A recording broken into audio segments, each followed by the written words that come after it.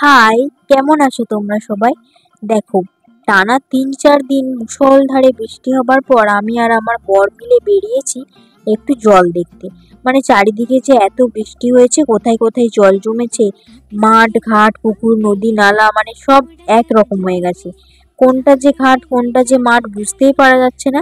তো দেখছো আমরা ভাত খাবার পরই বেরিয়ে পড়েছি। দেখো, এটা নদী না মাঠ কিছু বুঝতে পারছো? এটা কিন্তু নদী নয়, এটা কিন্তু চাষের জমি। এখানে ধান লাগানো হয়েছিল কিন্তু সব ডুবে গেছে।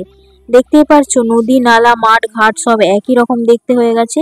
চাষের জমিতে জল ঢুকে মানে পুরো সব জলময় কাণ্ড একেবারে।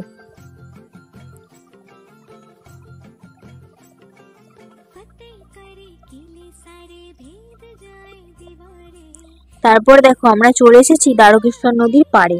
ওখানে শুনলাম বান এসেছে, তাই আমরা দেখতে বেরিয়ে পড়েছি।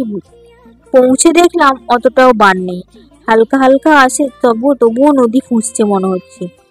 তো দেখতে দেখতে আমরা চলে যাব নদীর ওই পাড়টার দিকে, যেখান থেকে ভালো করে বোঝা যাবে যে নদীতে কতটা জল এসেছে।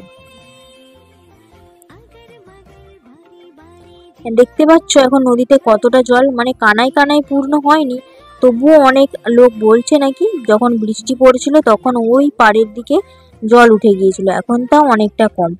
এখন আমরা বাড়ি ফিরে যাচ্ছি। বাড়ি ফিরে যাবার পথেও দেখি একই অবস্থা, পুরো মাঠ জলময় হয়ে রয়েছে। তোমাদের ওইদিকে কি কি অবস্থা বলবে তো একটু কমেন্টে। আমাদের এদিকে তো নিচু জায়গাগুলোতে জল জমেছে। এখন আমরা বাড়ি ফিরে যাচ্ছি, আবার পরে দেখা হবে, টাটা।